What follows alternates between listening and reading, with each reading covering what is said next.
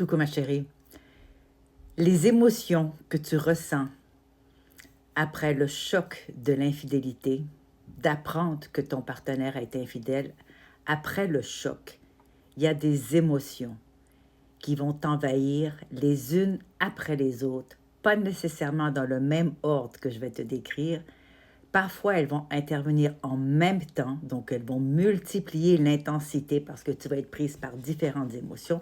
On va les décortiquer ici. Il y en a 6 que j'ai mis en lumière. Alors, on y va pour les 6 émotions que tu vas rencontrer ou que tu as rencontrées ou que tu es en train de rencontrer suite au choc de l'infidélité. 40 ans mariée, moi-même victime d'infidélité, je coach les couples depuis 15 ans. Alors, quelles sont ces 6 émotions que j'ai ressenties aussi et qui, quelquefois même, veulent réapparaître parce que la tête a un souvenir incroyable, le corps aussi d'ailleurs. Mais je vais vous les nommer ici. Alors, la colère. La colère. Après le choc, on peut être prise d'une colère, d'une rage à vouloir tout casser.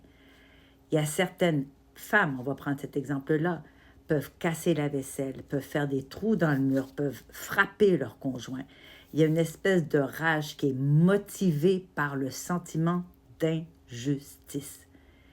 Les limites ont été franchies, le cerveau hurle vraiment pour protéger ton territoire. Alors la colère, c'est un signal vraiment que tes limites ont été franchies, que ton territoire émotionnel a été trahi. C'est l'énergie qui pousse finalement à dire « ça ne passe pas, je n'accepte pas, j'ai été trahi dans un sentiment d'injustice ». Elle se manifeste par la colère, la rage. La deuxième émotion, on a la tristesse. La tristesse. Il faut faire le deuil. La relation que tu avais avant est morte. Elle n'existe plus. Tu as même du mal à reconnaître le fait qu'elle ait existé. C'est vraiment pleurer pour reprendre ton souffle, pour reprendre ton sens de l'humanité. Cette émotion qui te faisait croire que tu étais en sécurité, en amour, que tu avais un avenir. Hélas, tout ça s'est déconstruit. Tout ceci, cette tristesse est reliée à l'idée que tu dois faire le deuil de ce qui était. Ça n'existe plus. C'est un deuil à faire. Alors la tristesse, le désespoir. La honte, la culpabilité, c'est la blessure associée avec l'estime de soi, avec l'identité. Même si c'est pas toi qui as fait quoi que ce soit de mal, tu te sens honteuse, tu te sens, mais pourquoi est-ce que je n'ai pas vu venir? Qu'est-ce qui cloche chez moi? Le regard que tu as sur toi est vraiment distorsionné. Tu as rien fait de particulier. Ce n'est pas toi qui es infidèle, mais c'est que tu veux tenir une part de toi dans laquelle tu as perdu confiance. Tu n'as pas vu venir. C'est un choc.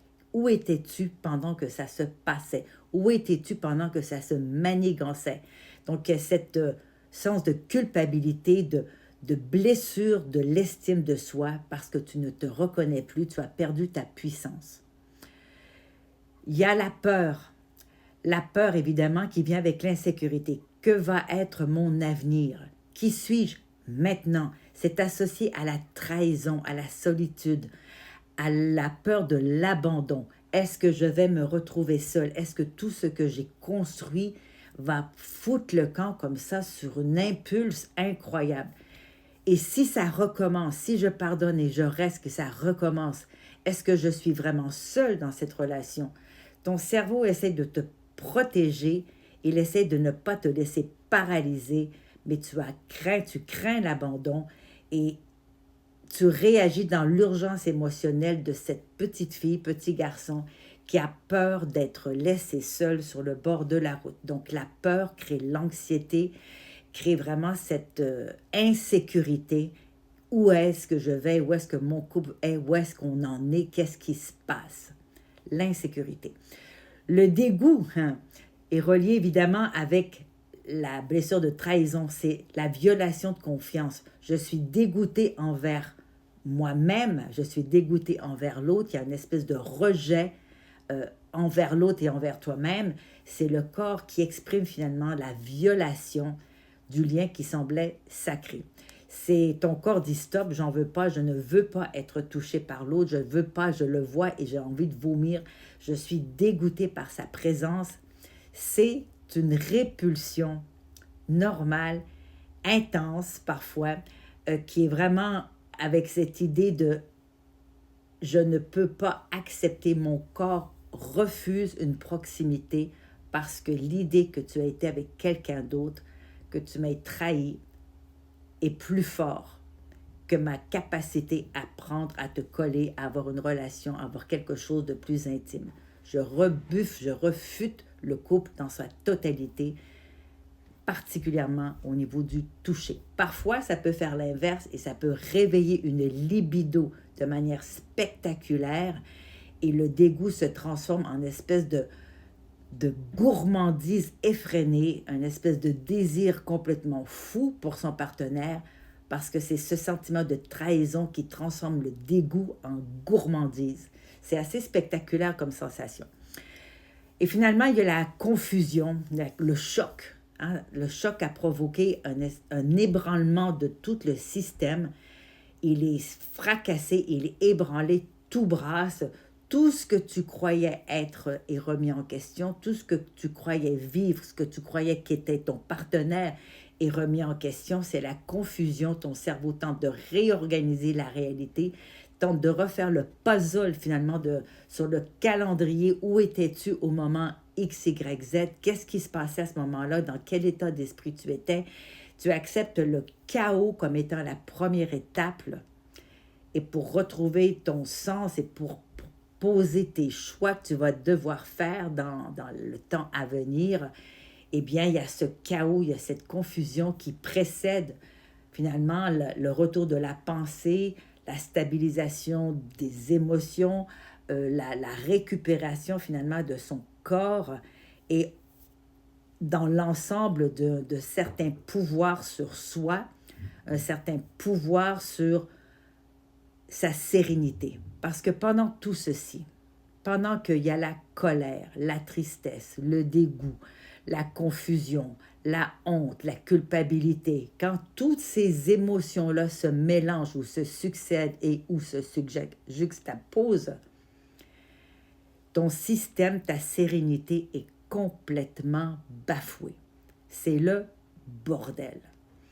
Alors, d'abord et avant tout, ma chérie, il faut accepter le fait que tu vas rentrer dans un manège, un tsunami, une tornade où toutes ces émotions-là vont te bouleverser.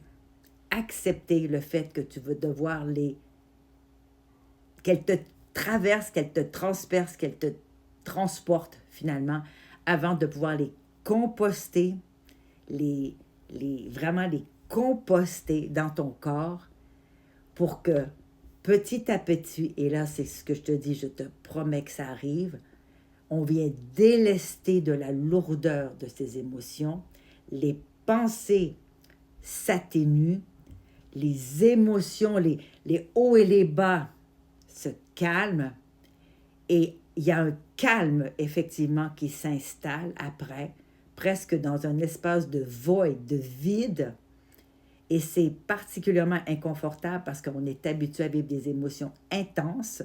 Et là, ce calme-là vient après toutes ces émotions. Alors, tu sais, ma chérie, c'est un processus.